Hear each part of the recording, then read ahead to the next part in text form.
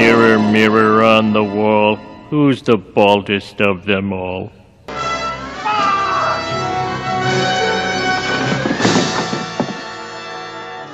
Hey there kids, welcome back. David from Atomic Candy, and right now we are open by chance, and what I'm opening up with is Mr. Spock from the Mirror universe. This is the Mirror universe variant, Mezco 1/12 collective, Mr. Spock in the box. And of course, today we are going to do an unboxing and review of the figure. Are you out there, Star Trek fans? Classic Star Trek fans? I hope you are. I'm a big fan of the classic Star Trek. I don't like the new stuff. I like the original Star Trek universe. I'm not too fond of the direction that it's been going in lately. But as you can see, this one is actually second-hand. I do not have the original bag that this came in, although the sleeve is there. So we're going to go ahead and pull that sleeve off. Nothing wrong with getting something second-hand. And then, of course, there is the slipcover. So we'll go ahead and pull that out, and both boxes will be identical, as always. And there you see the back of both boxes, which look pretty much the same. There's the inner box. Mr. Spock, Mirror, Mirror, which was an episode from October 6th, 1967. Quite a long time ago. Now this box is designed a little bit differently than the average Mezco box, and I'll show you why here. It does have the magnetic seal, but it's hinged right there, and most of the boxes have a flap that go all the way around and attach to magnets at these points. Not this one. This one, the magnets are right up here. 1 and 2. And instead of having artwork, it has the dagger through the Earth Federation marker of the Mirror universe. So there's the plastic that covers the cello window, and you see our Mirror evil universe Mr. Spock inside. 1/12 scale figure, which is roughly 6.5 inches tall. Now let's go ahead and get him out of there, and I've shown you how I do this before, where I open it from the bottom flap, and I'll show you again here in case you're wondering a safer way to get these open. Basically, if you take a tool, and a knife will do, and just slip it right in that bottom edge, give it a turn, see the flap comes right out. There you go. And of course there is a series of trays inside, and we can slip those right out.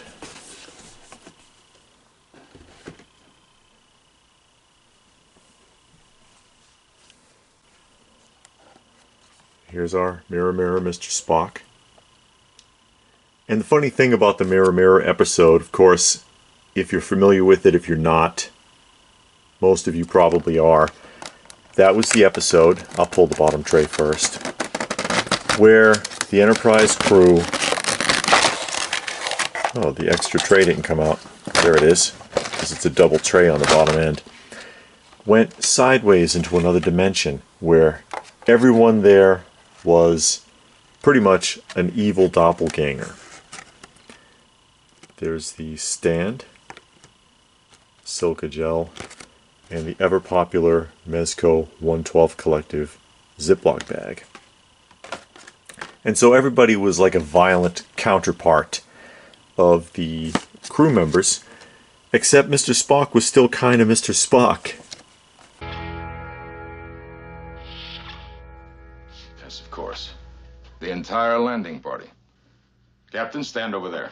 Doctor, it is time for answers. And as a matter of fact, it was because of Mirror Spock that Kirk McCoy and Uhura were even able to get back home. Now I see what just happened there. I barely tipped that, and the accessories slid out. So the phaser has dropped. I'll pick it up. This is not set as deeply in the tray as they normally are, and it just kind of popped right up. There's a phaser, a dagger, and a remote control device, and if you've seen the episode, you know what the remote control is for. 5 extra hands, plus the 2 that he's wearing. So he's got 7 hands all together. The stand is in the background. So what I'm going to do is I'm going to go ahead and set this up, and we'll take a look at Mr. Spock. You're too inflexible, too disciplined once you've made up your mind. But Dr. McCoy has a plenitude of human weaknesses. Sentimental, soft. You may not tell me what I want to know, but he will. And we are back. Here is our Mirror Mirror Mr. Spock, completely out of the box. Not very many accessories. By comparison, this is a very rudimentary figure as far as Mezco One 12 collective figures are concerned. Get a close-up on Mr. Spock there. It's actually a pretty good likeness of Leonard Nimoy. His uniform, which was different in the Mirror Mirror universe. A subject that was not really revisited by Paramount in the Star Trek universe again until the Deep Space Nine series, which went back to the exact Mirror Mirror universe on several occasions. And then once again in Star Trek Enterprise, which was the last television show that was made by Paramount before they stopped and then rebooted the Star Trek universe. And if you are a classic Star Trek fan, you're a fan of any of the original shows. I am a fan of both the... I like all of them, really. All of the original Paramount Star Trek universe shows, with exceptions being given particularly to the original Star Trek, the 1966 version, and Enterprise.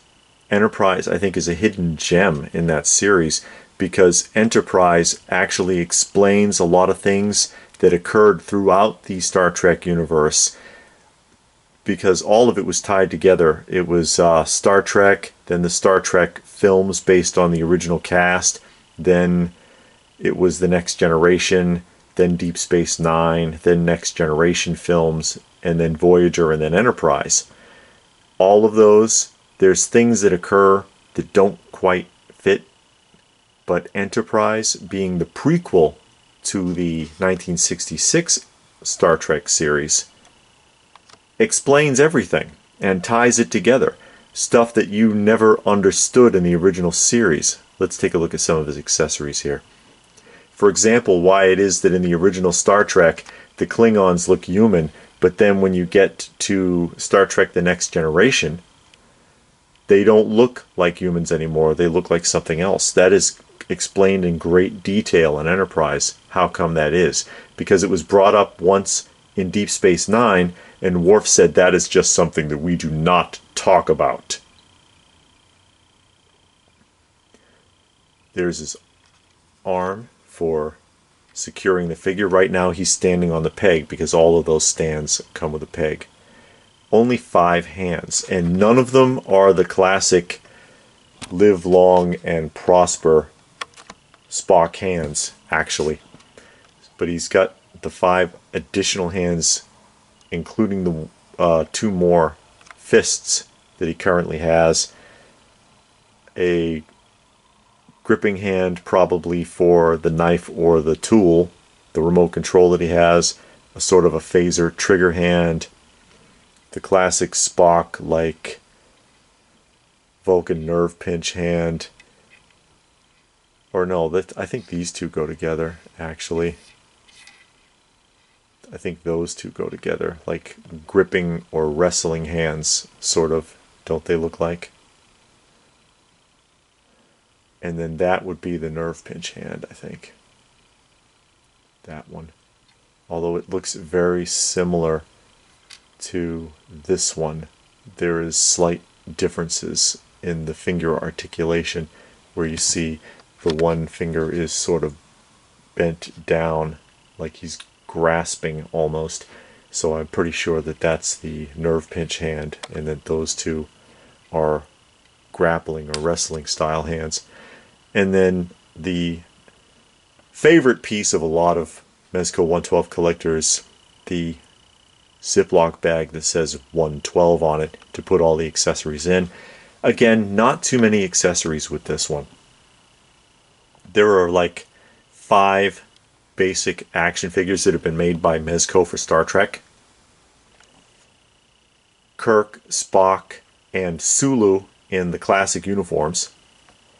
And then a cage variant of Spock, which is the pilot episode for Star Trek written by Gene Roddenberry in 1964. Let's take Spock off and look at his articulation. This is a figure that does not get very much love as far as Mezco collectors are concerned, and you're about to see why, actually, when I show this to you. So there's a cage variant, and of course Leonard Nimoy, or Nimoy, was the only survivor from that series. He is the only one from the pilot episode, which didn't air in its entirety until 1988, by the way. But he's the only actor in the pilot episode that survived into the actual production of the show.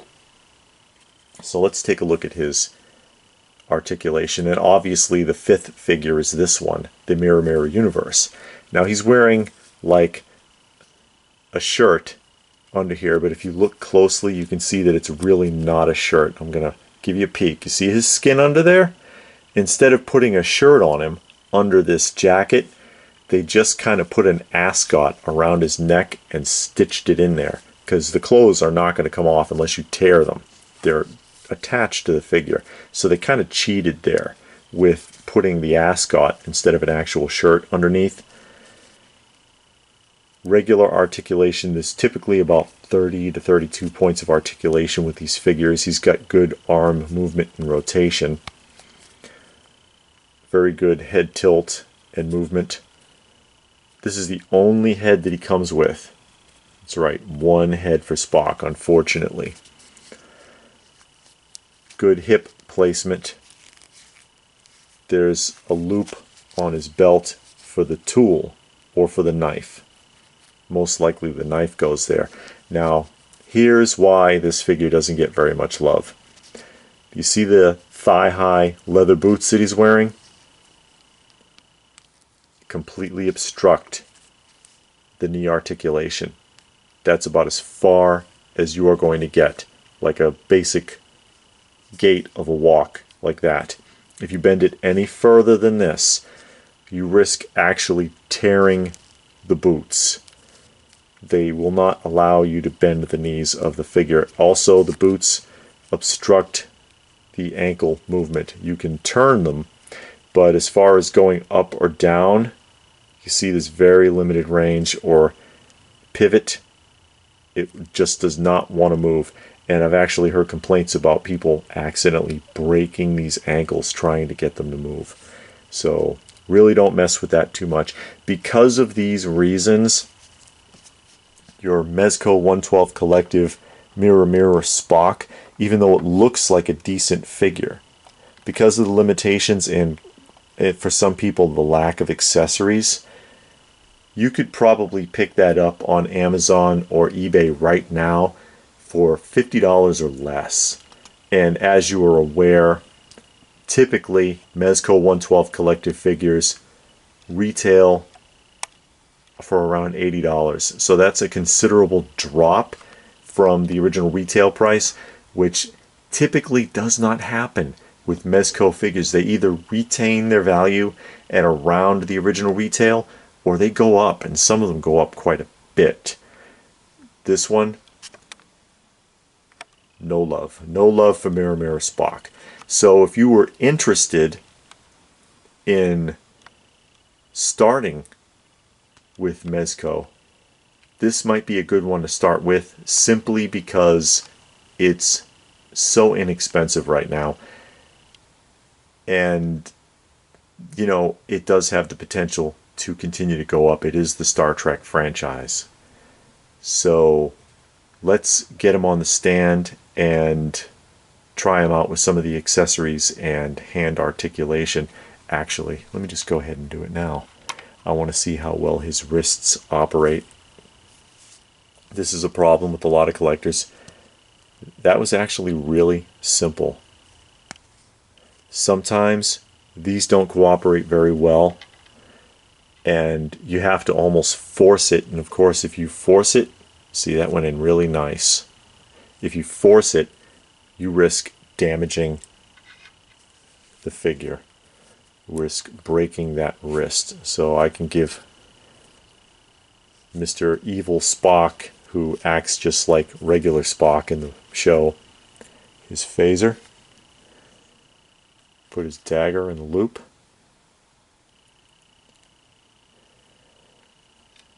And there's his remote.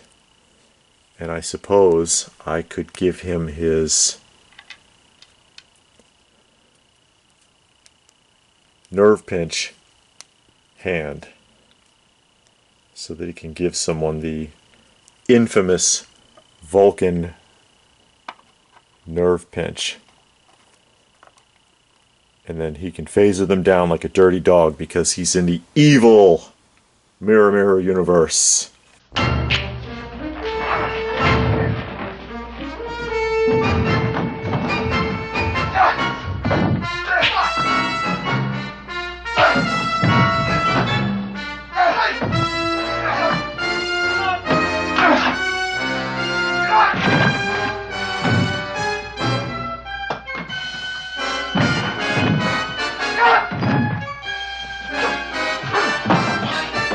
And who are we going to nerve pinch? How about CM Punk? Let's give CM Punk the Vulcan nerve pinch and put him out of his misery.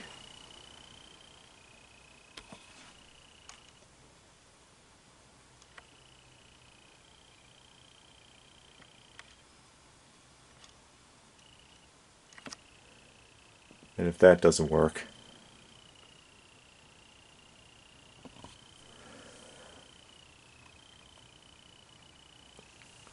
there's always the old phaser to the back. There you go. Get him, Spock. He's been terribly in the UFC. Put him in his place and send him back to WWE where he belongs. So what do you think of our Mirror Mirror Mr. Spock? I like the figure. Again, drawbacks. Not very many accessories. You know, I complain sometimes that there are too many hands. Like if I get a figure and it's got 13 hands, that's a bit much. I don't need 13 hands with the figure. But I'd like to see fewer hands and more accessories, and with this one I got less hands and less accessories. And then I got restrictions with articulation because the boots make the legs almost impossible to move. The knees, you can't bend the knees, you can't turn the calves, and you can't pivot the ankles to the point where people have actually broken the ankles. That's a problem. Also, I think they kind of cheated by putting that ascot in there instead of a shirt. I mean, I've seen some of their figures where they're wearing 2 articles of clothing, and of course the clothing is completely stitched on. It's good quality clothing. It's not going anywhere. You know, you could take those clothes off, but you'll never get them back on again because they're stitched on. And they're stitched on really well. I mean, you can see the seams in there. That's really well done. But I like the Mirror Mirror Spock. I did not get this one new, but it doesn't look like it was ever used in any capacity outside of just display purposes. So I'm fine with that. Typically, as I've said, I'm an in-the-box collector. I get action figures and toys. I keep them in the box. I don't mind taking the Mezco 1/12, or if I have a 1/6 scale figure, I don't mind taking them out because I can put them back the way that I found them if I had to. So I don't feel so bad about it. Is this a figure you would be interested in? Are you into classic Star Trek, 1960s Star Trek? I'm a big fan of it. Tell me your thoughts in the comments section down below. I'm a fan of the Mezco 112 figures anyways. I really like these, and as I've pointed out before, they are really good middle of the road kind of high quality action figures, because you know, people, they want to do something that's a little better quality, and I'm not knocking it, but like this wrestling figure, for example, it's not a bad figure, but it's going to be around the $20 range, just like the Marvel Legends or the DC Multiverse figures, for example.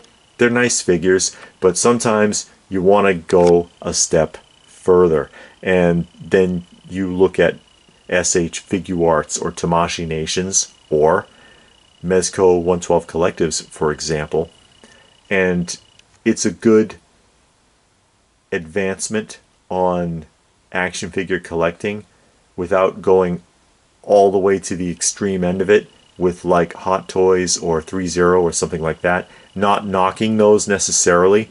If you can do that, that's great. A lot of people can't afford $250, $300 for an action figure, but they can afford $80 for a Mezco 112. And I'm really enjoying these. I've got a bunch of reviews on them, and I have more that I will be doing reviews on. So watch out for that in the future, and check out some of the other Mezco 112 reviews that I've done, as well as other action figure and statue reviews that I've done, vintage and modern. And of course, we do a lot of other things on this channel besides action figure reviews, so if you're new, please do go ahead and check that out. If you liked the video, please give it a thumbs up, always appreciated. Share it if you can, subscribe if you're new, hit the bell icon if you have not, and I hope to see you again soon. Find us on Instagram, by the way, Open by Chance on Instagram and on Facebook, and you can see links to that down below. So thanks for watching, and we'll see you again soon. Jim, I think I liked him with a beard better. Gave him character. Of course, almost any change would be a distinct improvement.